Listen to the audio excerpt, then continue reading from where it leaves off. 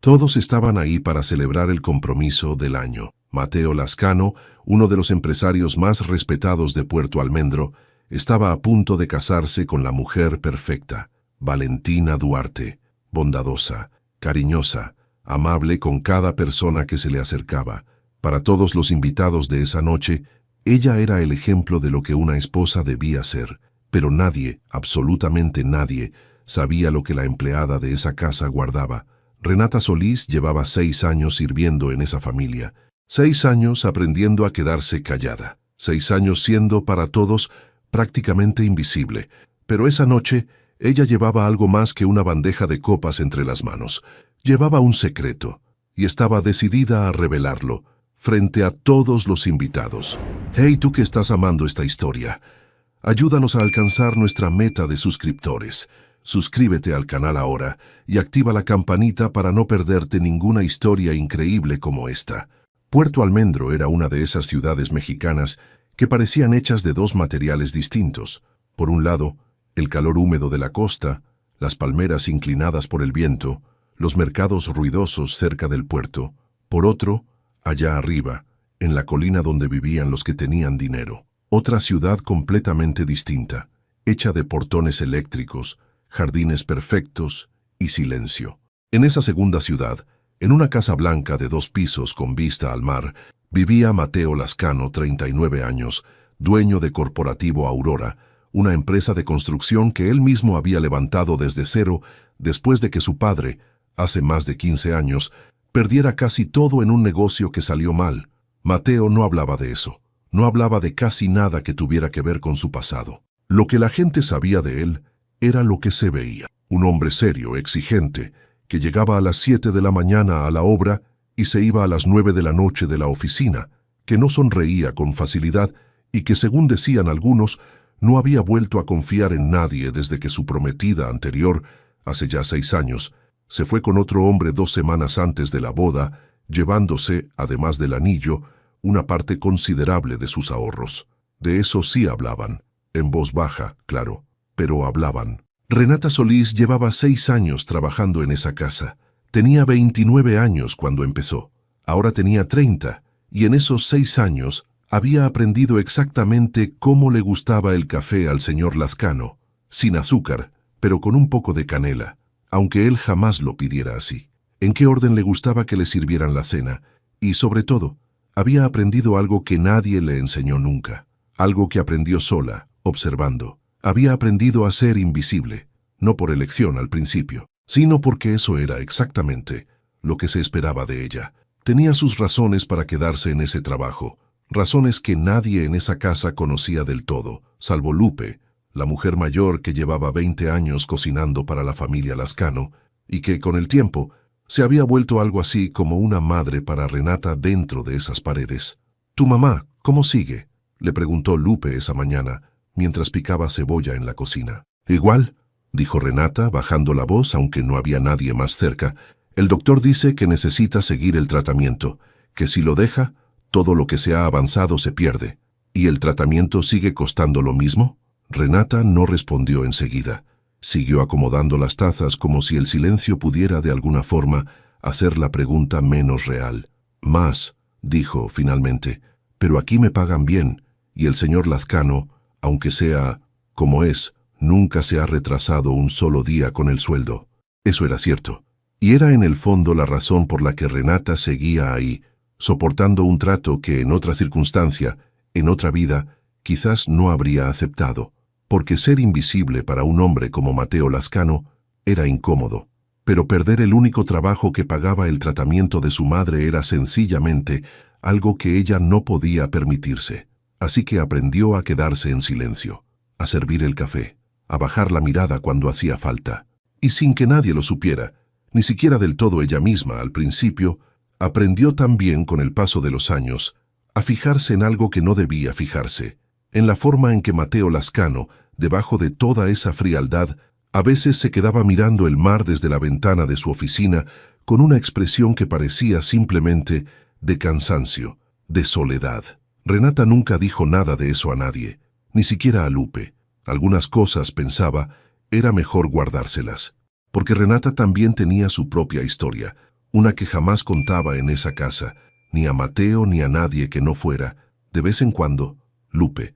Había crecido en un pueblo pequeño, tierra adentro, con un padre que se fue cuando ella tenía 8 años y una madre que trabajó limpiando casas ajenas durante toda su vida para que ella pudiera, al menos, terminar la escuela. Renata había soñado, de joven, con estudiar enfermería y llegó a inscribirse en un instituto técnico con una beca parcial. Pero a los 6 meses, su madre empezó a enfermar y Renata dejó el instituto sin terminar el primer año.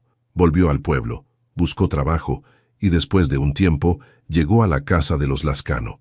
No se arrepentía de la decisión, pero algunas noches todavía soñaba con la vida que pudo haber tenido si las cosas hubieran sido un poco distintas.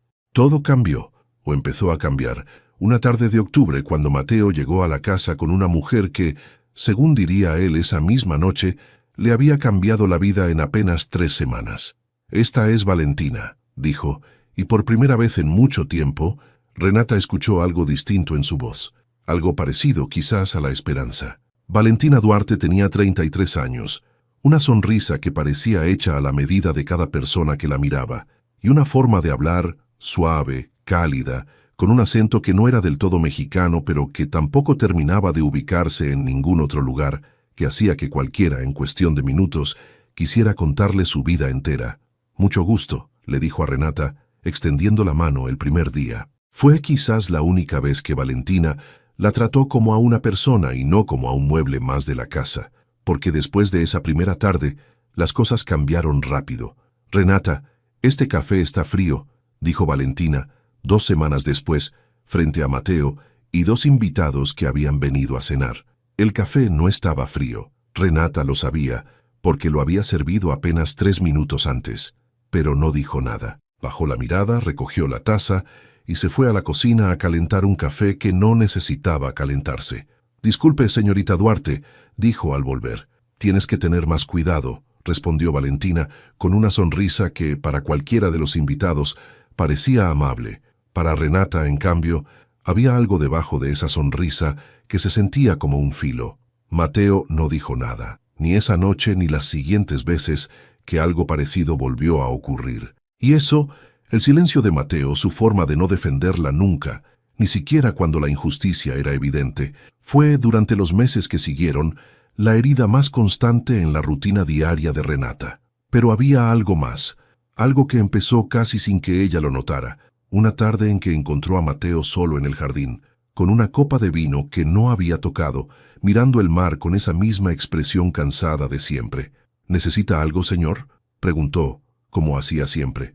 Mateo se giró, y por un instante, apenas un instante, tan breve que después ella misma dudaría de si había ocurrido realmente, la miró como si la estuviera viendo de verdad, no como a la empleada, como a una persona. «¿Tú crees?», empezó, y se detuvo. «Señor, nada», dijo, y volvió a mirar el mar. «Olvídalo». Esa noche, Renata no pudo dejar de pensar en esa pregunta inacabada, y, sin quererlo, sin buscarlo, sintió algo que sabía, desde el principio, que no debía sentir. Guardó ese sentimiento donde guardaba todo lo demás, en un lugar profundo, silencioso, donde nadie pudiera encontrarlo.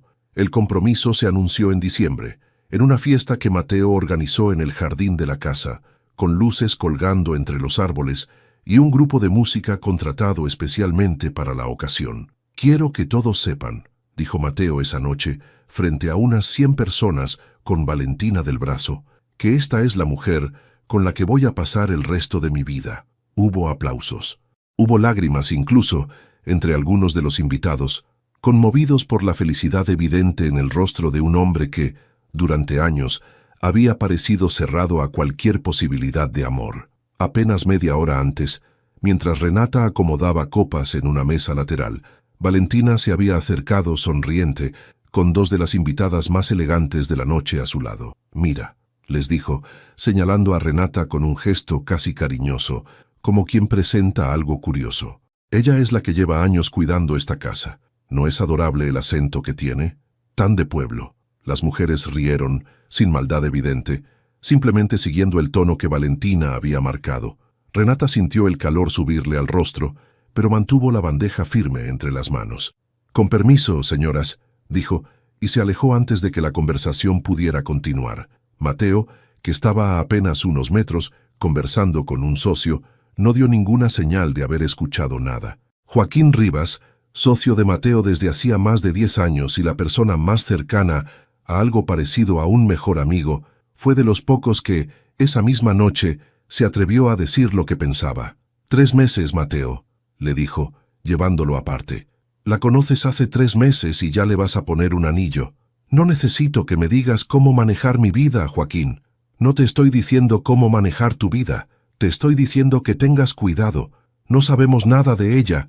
¿De dónde viene? ¿Qué hizo antes? Nada. Que por primera vez en años», dijo Mateo finalmente, «no me siento solo». Joaquín no insistió más esa noche, pero semanas después contrató, sin decírselo a nadie, ni siquiera a Mateo, a un investigador privado que jamás llegó a entregarle un informe completo, porque las pocas búsquedas que logró hacer no arrojaron casi nada, ni un apellido anterior, ni un registro claro de dónde había vivido Valentina antes de llegar a México. Eso, en sí mismo, debería haber sido una alarma, pero nadie todavía estaba mirando con la suficiente atención. La primera fisura real en la fachada perfecta de Valentina Duarte ocurrió sin que ella lo supiera una noche de enero, cuando Renata, llevando una bandeja con té hacia el cuarto de invitados donde Valentina solía hacer llamadas privadas, escuchó, a través de la puerta apenas entreabierta, algo que la dejó inmóvil. «No, escúchame», decía Valentina en voz baja pero tensa, con un acento que en ese momento sonaba distinto, más marcado, como si la voz suave de siempre se hubiera quitado por un segundo una capa. «Te dije que esto iba a tardar más. No puedo apurar las cosas, no aquí. Este no es como los otros». Silencio. Renata, con la bandeja temblando ligeramente en las manos, no se atrevió a moverse. «Sí, ya sé lo que pasó en España, pero aquí es distinto. Aquí la familia tiene contactos, abogados, todo. Si algo sale mal, otra pausa. No me llames más a este número. Cuando llegue el momento yo te aviso». La llamada terminó. Renata se alejó de la puerta justo a tiempo, antes de que Valentina saliera del cuarto con esa misma sonrisa de siempre, como si nada hubiera pasado. Esa noche, en su cuarto, Renata no pudo dormir. ¿Qué había pasado en España? ¿Por qué Valentina hablaba de la familia Lascano como si fuera un objetivo, algo que había que manejar con cuidado, y no como la familia en la que estaba a punto de entrar por amor? Pensó en contarle a alguien. Pero, ¿qué iba a decir? Que escuchó a través de una puerta fragmentos de una conversación. ¿Quién le iba a creer? ¿Quién iba a creerle? A ella, la empleada, contra la palabra de la mujer que estaba a punto de convertirse en la señora de la casa. Y, sobre todo, había algo más que la detenía: el miedo. Si decía algo y nadie le creía, lo más probable era que Valentina, astuta como ya empezaba a parecer, encontrara una forma de hacer que pareciera que Renata estaba mintiendo, y eso podía costarle el trabajo que pagaba el tratamiento de su madre. Así que, esa noche, decidió no decir nada, pero tampoco pudo dejar de pensar en ello. 2 noches después llamó a su madre, sin aguantar más el peso de cargar sola con lo que sabía. ¿Pasa algo?, preguntó su madre. «Nunca llamas entre semana». Le contó, sin entrar en todos los detalles, que había escuchado algo que la preocupaba sobre la prometida del señor Lazcano y que no sabía si debía decir algo o quedarse callada. «¿Te acuerdas de cuando decidiste dejar el instituto?», preguntó su madre. «Yo nunca te dije nada esa vez. Me quedé callada porque tenía miedo de pedir ayuda, de que alguien dijera que no». «No es lo mismo, mamá. Es parecido. El miedo siempre es parecido, hija. La pregunta nunca es si tienes miedo. La pregunta es, ¿qué vas a hacer con él? ¿Y si me equivoco? ¿Y si pierdo el trabajo por algo que ni siquiera puedo probar? Entonces lo perderás haciendo lo correcto. Y eso siempre se puede volver a construir. Lo que no se construye 2 veces es la persona que dejas de ser cuando decides callarte por miedo». Esa frase se quedó con Renata durante los días y las semanas que siguieron, como una brújula pequeña. Durante las semanas que siguieron, sin admitir del todo lo que estaba haciendo, Renata empezó a fijarse en los pequeños detalles que antes pasaban desapercibidos. Notó que Valentina, cuando creía que nadie la observaba, cambiaba ligeramente la forma de hablar. Notó que evitaba con una habilidad casi artística cualquier pregunta sobre su familia o su infancia. En cambio, mostraba una curiosidad inusual por los detalles prácticos de la casa, dónde se guardaban las joyas de la abuela de Mateo, qué bancos manejaban las cuentas de la empresa, cuál era la combinación de la caja fuerte del estudio. Preguntas que, en su momento, parecían simple interés de una futura esposa aprendiendo a conocer su nuevo hogar. Notó también que Valentina tenía una cuenta de correo abierta en la computadora del estudio y que una tarde, sin pensarlo demasiado, Renata se quedó mirando la pantalla un segundo de más. Un nombre, apenas un nombre, en el remitente de un correo que Valentina no había cerrado del todo. Isabela Augusto. El sonido de pasos en el pasillo la sobresaltó. Apagó la pantalla de un solo movimiento y tomó el plumero que había dejado sobre el escritorio, justo cuando Valentina entraba al estudio. «¿Qué haces aquí?», preguntó con la voz ligeramente más aguda de lo normal. «Limpiando, señorita, como todos los días». Valentina la miró un segundo de más, revisó la pantalla apagada de la computadora y, sin decir nada más, se sentó frente al escritorio. Renata salió con el corazón latiendo tan fuerte que temió que se le notara en el rostro. Esa noche, con el teléfono entre las manos y el corazón latiendo con una mezcla de miedo y determinación, escribió ese nombre en el buscador. Los primeros resultados no decían mucho. Un perfil antiguo en una red social, con apenas un par de fotos, pero una de esas fotos, una mujer joven, en lo que parecía una playa española, con el pelo de un color distinto al que ahora usaba, pero con el mismo rostro, hizo que Renata sintiera un frío que le recorrió toda la espalda. Era ella. Más abajo, en una nota breve de un periódico local español de hace casi 5 años, encontró algo más. Un hombre llamado Eduardo Pallares, empresario, y una frase que leyó 3 veces para asegurarse de haberla entendido bien. Una mujer identificada solo con las iniciales IA se había casado con él en una ceremonia íntima, y apenas 2 meses después había desaparecido junto con una parte considerable de su patrimonio, sin dejar ningún rastro. Renata cerró el teléfono y se quedó mirando el techo de su cuarto durante mucho tiempo. No tenía pruebas suficientes, pero tenía ahora algo que antes no tenía. Una sospecha con nombre y apellido. Y con eso, una decisión que la mantendría despierta durante muchas noches más. ¿Debía decir algo? ¿O era mejor simplemente quedarse callada, terminar su trabajo, cuidar a su madre y dejar que la vida de los Lazcano siguiera su curso? Una parte de ella, una parte que no le gustaba admitir que existía, pensó por un momento que tal vez lo más fácil era no hacer nada. Que si Mateo Lazcano había decidido no ver lo que tenía frente a los ojos, quizás merecía de alguna forma las consecuencias de esa ceguera. Ese pensamiento la asustó más que cualquier otra cosa de esa noche, porque no era quien ella quería ser. A la mañana siguiente decidió intentarlo, no con pruebas todavía, sino con una advertencia simple, cuidadosa. Lo encontró solo en su estudio. «Señor Lazcano», dijo desde la puerta, «¿puedo hablar con usted un momento? Dime rápido. Tengo una reunión en media hora. Es sobre la señorita Duarte». Algo cambió en el rostro de Mateo, un endurecimiento leve, casi imperceptible. «Yo escuché algo, una conversación, y encontré un nombre, en una búsqueda, que se parece mucho a ella, pero con otra identidad en España. Hubo algo hace años sobre una estafa y... Espera, ¿estás diciendo que estuviste buscando información sobre mi prometida?» «No fue así, señor, yo solo... ¿Escuchaste una conversación privada? Y ahora vienes a decirme que mi prometida es... ¿qué? Una estafadora. ¿Basándote en qué? ¿En un nombre que se parece a otro nombre? Señor, por favor, escúcheme». «No, escúchame tú a mí.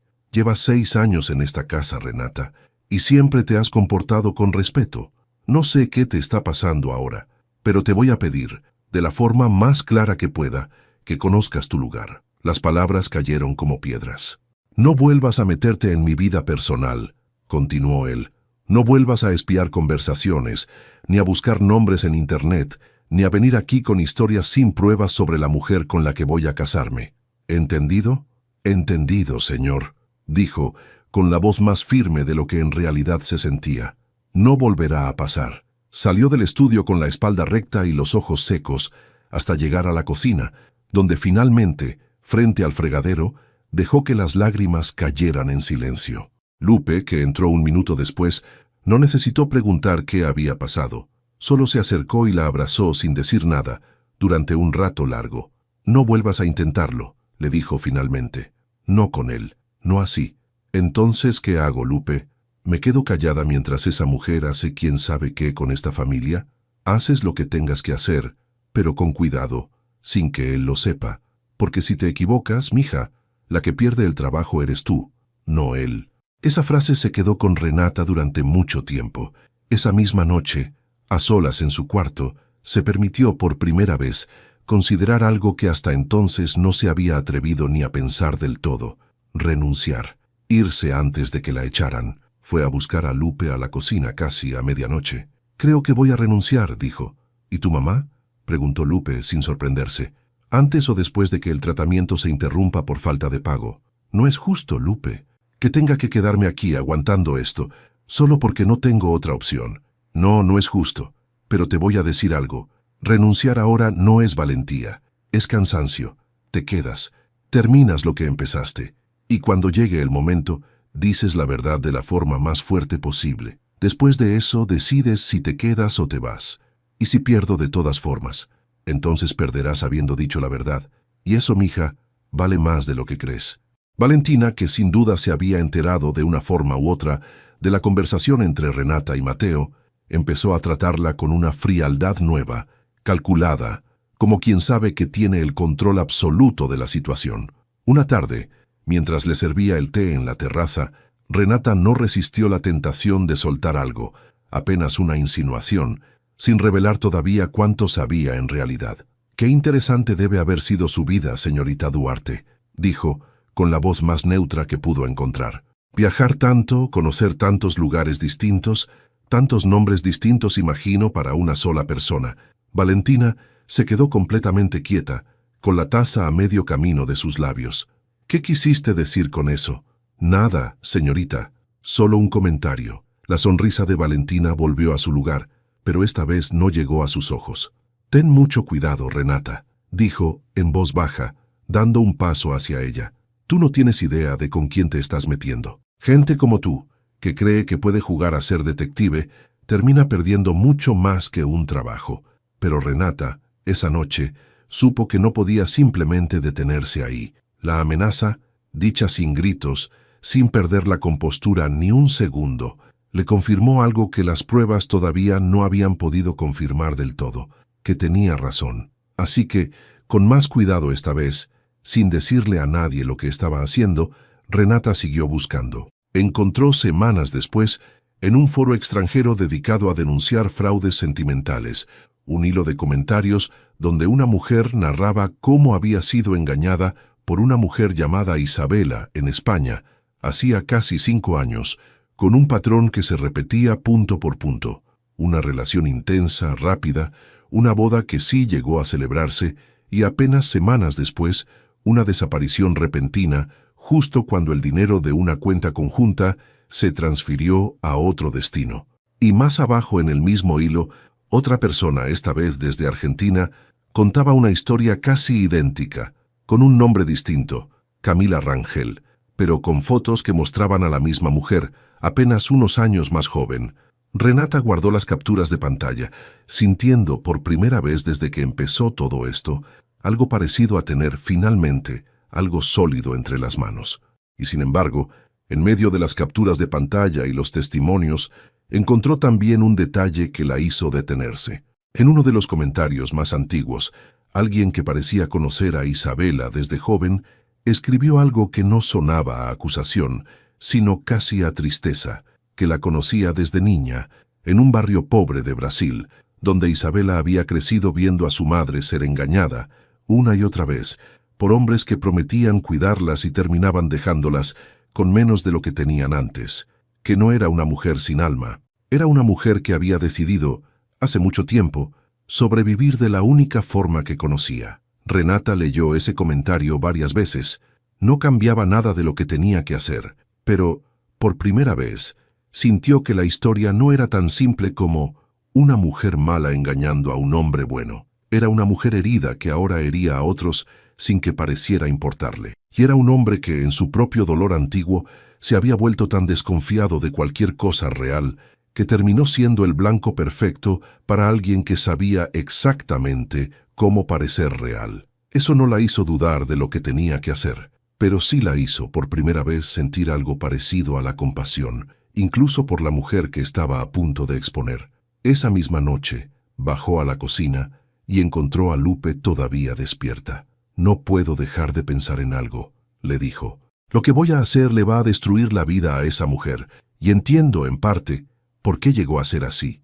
Entender por qué alguien hace algo no es lo mismo que perdonarlo», respondió Lupe. «Tampoco significa que tengas que quedarte callada para protegerla. No estás haciendo esto por venganza. Lo sé porque te conozco. Lo estás haciendo porque es lo correcto y porque si no lo haces, alguien más va a salir herido. Y si en el fondo solo quiero verla caer, lo sabrás con el tiempo, por cómo te sientas después. La gente que actúa por venganza casi nunca siente paz cuando termina. Si lo que sientes, al final, es paz, vas a saber que hiciste lo correcto». El documento que terminó de convencer a Renata de que no podía esperar más llegó casi por accidente. Una tarde de marzo, apenas 3 semanas antes de la boda. Mateo había salido temprano y Valentina, distraída con una llamada en el jardín, dejó sobre la mesa del estudio una carpeta con papeles del banco. Renata, que entró a limpiar como hacía todos los días, no tenía intención de mirar nada. Pero un nombre en la esquina superior de uno de los documentos le llamó la atención. El nombre de una cuenta bancaria nueva, abierta apenas un mes antes, a nombre conjunto de Mateo Lazcano y Valentina Duarte, con una cláusula que permitía, en caso de matrimonio, la transferencia automática de fondos entre cuentas asociadas a Corporativo Aurora. Al lado, en una nota escrita a mano que parecía un borrador, Renata leyó algo que la dejó helada. Una lista de montos, fechas, y en la parte de abajo, una frase escrita y luego tachada: «Después de la boda, antes de fin de mes». Renata fotografió cada página antes de devolver la carpeta exactamente a su lugar. Esa noche no durmió en absoluto. Tenía, ahora, lo que necesitaba: el nombre anterior, las historias de España y Argentina, y un documento que mostraba con claridad cuál era el plan. Pero también tenía un problema enorme. La última vez que intentó decirle algo a Mateo, él la había humillado y le había ordenado que no volviera a meterse. Decidió entonces esperar al único momento en el que estaba segura de que nadie podría simplemente ignorarla: la fiesta de compromiso final, programada para dentro de 3 semanas, donde estarían presentes no solo Mateo y Valentina, sino también Joaquín, doña Carmen, la madre de Mateo, y decenas de invitados. Las 3 semanas que siguieron fueron, para Renata, una cuenta regresiva silenciosa. La primera cosa que cambió el curso de los acontecimientos fue una conversación con doña Carmen, una mujer de 68 años, elegante pero discreta, que visitaba a su hijo cada 2 semanas, casi siempre sola. «Renata», le dijo una tarde, «¿puedo preguntarte algo? ¿Tú confías en Valentina?». La pregunta la tomó completamente por sorpresa. Pero algo en la mirada de esa mujer mayor, algo genuinamente preocupado por su hijo, la hizo decidir confiar, aunque fuera un poco. «No, señora», dijo finalmente, «no confío en ella». «Yo tampoco», dijo doña Carmen, «pero Mateo no quiere escucharme. Dice que siempre desconfío de cualquier mujer que se le acerque, desde lo que pasó con la otra. ¿Sabes algo que yo no sé? Tengo pruebas, pero no puedo mostrárselas a su hijo sin que parezca que estoy inventando algo para hacerle daño». «¿Y qué piensas hacer?». «Esperar a la fiesta de compromiso, decirlo ahí frente a todos donde no pueda simplemente ignorarme. Es arriesgado. Si te equivocas, mi hijo nunca te lo va a perdonar.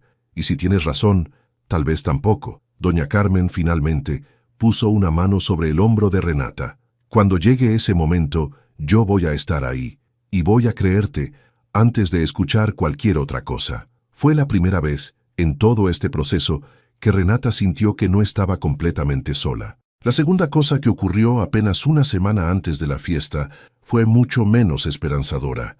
Valentina, que parecía haber notado que algo en la actitud de Renata había cambiado, decidió actuar. «Mateo», la escuchó decir Renata desde la cocina, «tengo que decirte algo.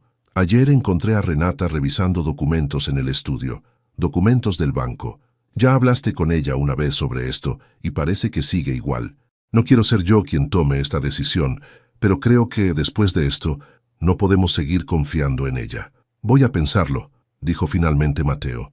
Esa noche, Renata entendió que el tiempo se le estaba acabando. Tenía, todavía, 6 días hasta la fiesta. Y por primera vez desde que empezó todo esto, no supo si lograría llegar hasta ese momento sin que la echaran antes. Los días que siguieron fueron, para Renata, un ejercicio constante de cautela. Pero debajo de esa calma aparente, algo en ella había cambiado. Ya no era solo miedo, era también una determinación que crecía cada día un poco más. Valentina, por su parte, sintió también que algo había cambiado, aunque no supiera exactamente qué. Mateo se mostraba más callado de lo normal, más distante. ¿Pasa algo?, le preguntó una noche. Nada, respondió Mateo, sin levantar la vista. Cansancio del trabajo. Falta tan poco para la boda, dijo ella, suavemente. Nunca pensé que podría sentirme así de segura con alguien. Mateo, por un instante, sintió la vieja tentación de creer, de dejarse llevar otra vez por esa calidez que parecía tan real. Pero, esta vez, algo en él no terminó de ceder del todo. Yo también quiero estar seguro, dijo. De todo. Valentina levantó la vista, y por una fracción de segundo, algo parecido a la alarma cruzó su rostro, antes de que la sonrisa volviera a su lugar. 3 días antes de la fiesta, ocurrió algo que Renata no esperaba. Mateo la llamó a su estudio. Entró con el corazón latiendo con fuerza, preparada para escuchar que la estaban despidiendo. Pero en cambio, encontró a un hombre que parecía, por primera vez en mucho tiempo, genuinamente confundido. Valentina me dijo que te encontró revisando documentos del banco. No es cierto, señor. Lo sé. Revisé las cámaras del estudio. Ese día, a la hora que ella dijo, tú estabas en la cocina con Lupe. No estuviste cerca del estudio en ningún momento. Entonces, señor, ¿por qué ella...? No lo sé, dijo él, y por primera vez su voz no tenía la dureza de siempre. No lo sé, Renata, y eso es lo que más me molesta. Se quedó callado un momento mirando hacia el mar. Lo que dijiste hace unas semanas. ¿Todavía tienes eso? ¿Las pruebas de las que hablabas? Sí, señor, las tengo. Mateo se quedó en silencio durante lo que pareció un minuto entero. No te voy a pedir que me las muestres ahora, dijo finalmente, porque sinceramente no sé si estoy listo para verlas, pero quiero que sepas algo. Y aquí, por primera vez en 6 años, la miró de una forma que jamás había usado antes. La forma en que te hablé esa vez no estuvo bien. No tenías que tener pruebas perfectas para merecer que te escuchara, y en cambio, te trate como si no merecieras ni eso. Gracias, señor. No me agradezcas todavía. Todavía no sé qué es lo que voy a tener que enfrentar. Esa misma tarde, Mateo llamó a Joaquín y le pidió que se reunieran. Tenías razón, le dijo sin rodeos, sobre Valentina. Renata tiene pruebas, fotografías, nombres anteriores, un documento bancario que sugiere que planeaba quedarse con una parte importante del dinero de la empresa después de la boda. ¿Y qué vas a hacer? Creo que necesito que esto pase donde no pueda controlarlo. Donde Renata pueda decir lo que tiene que decir frente a gente que no le debe nada a Valentina. ¿Y Renata?, preguntó Joaquín. ¿Cómo la trataste todo este tiempo mientras ella intentaba decirte esto? Mateo no respondió enseguida. Mal, dijo, finalmente. La traté muy mal. Entonces tienes 2 cosas que arreglar, no solo una. La fiesta de compromiso final se celebró un sábado de finales de marzo, en el jardín de la casa, con casi el doble de invitados que en diciembre.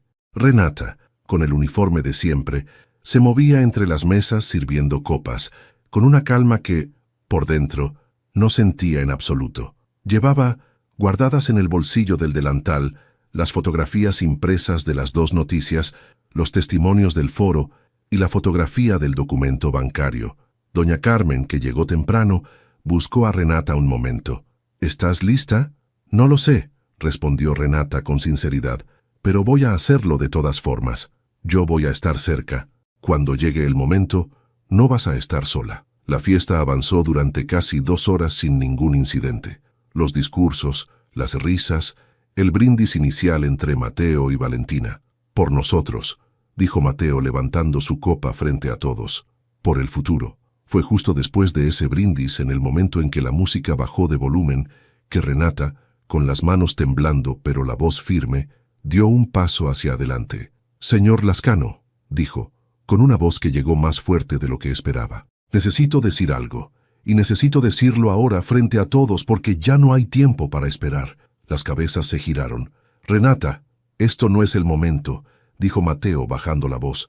Hablamos de esto en privado, después. No va a haber un después, señor. No si usted firma esos papeles esta semana. No, dijo doña Carmen dando un paso adelante.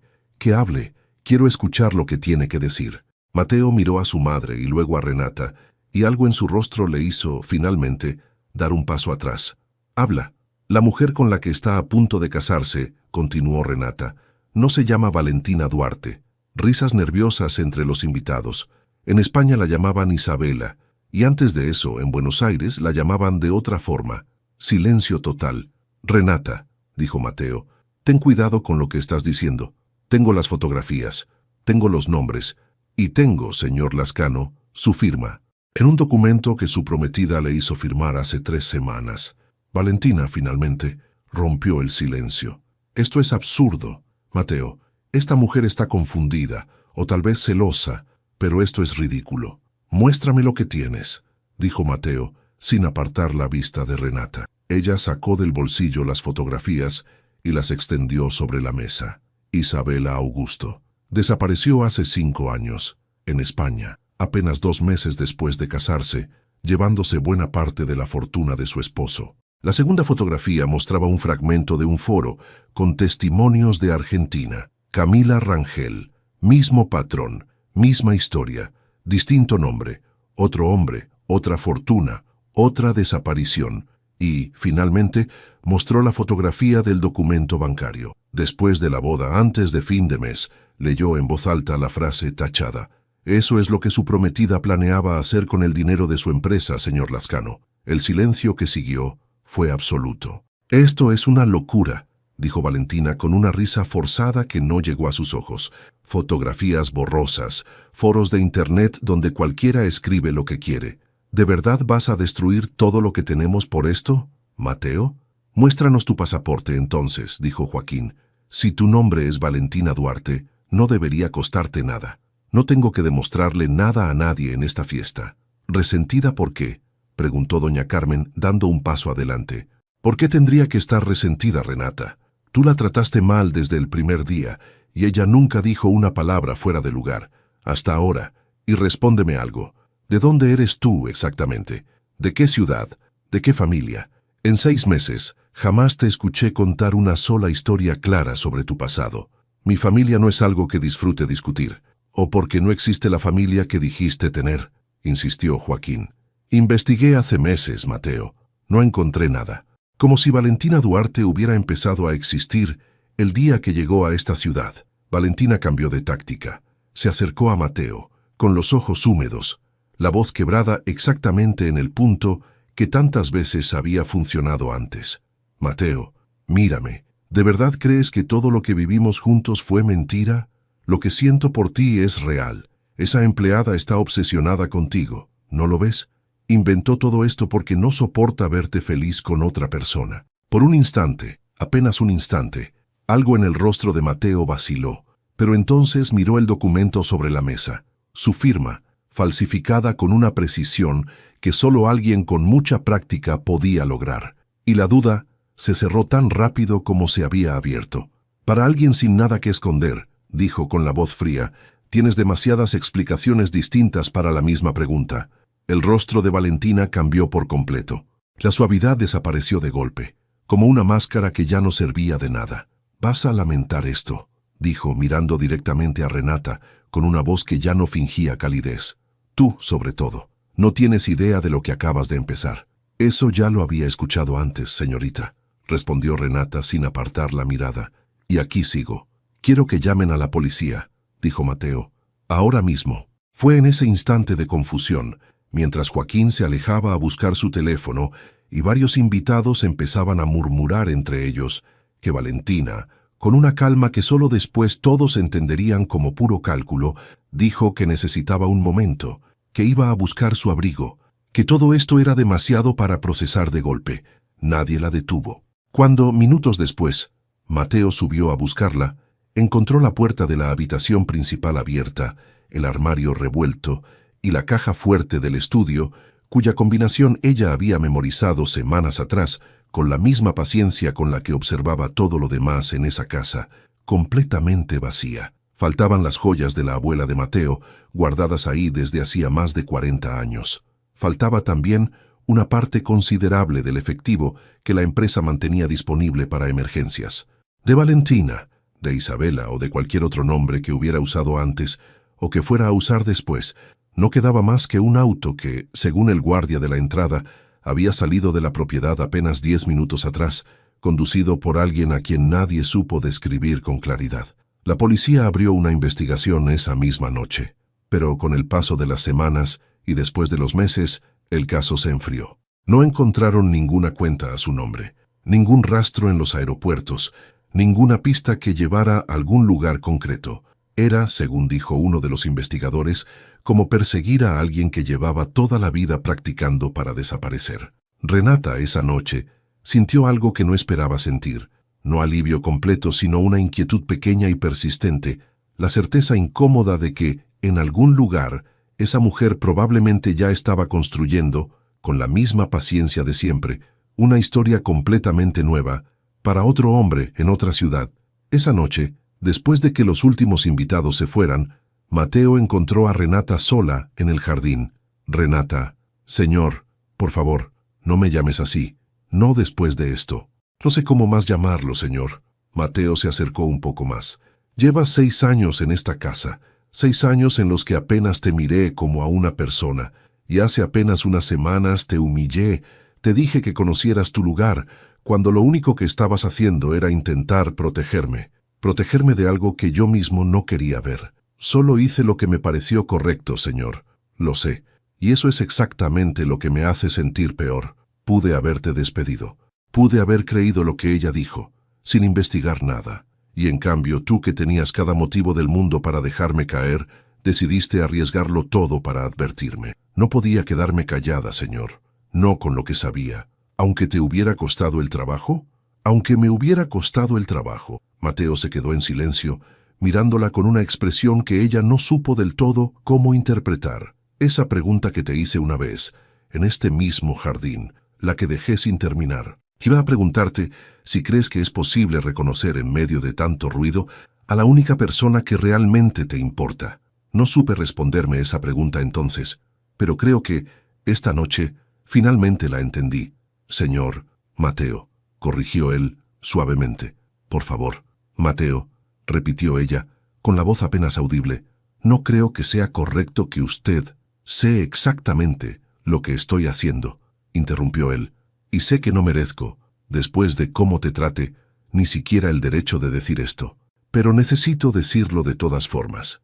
Durante meses, mientras estaba ocupado intentando construir una vida con alguien que resultó no existir, había, todo este tiempo, una persona real, frente a mí, a la que nunca me detuve a mirar de verdad. Tenía miedo, dijo Renata finalmente, de sentir algo que sabía que no debía sentir.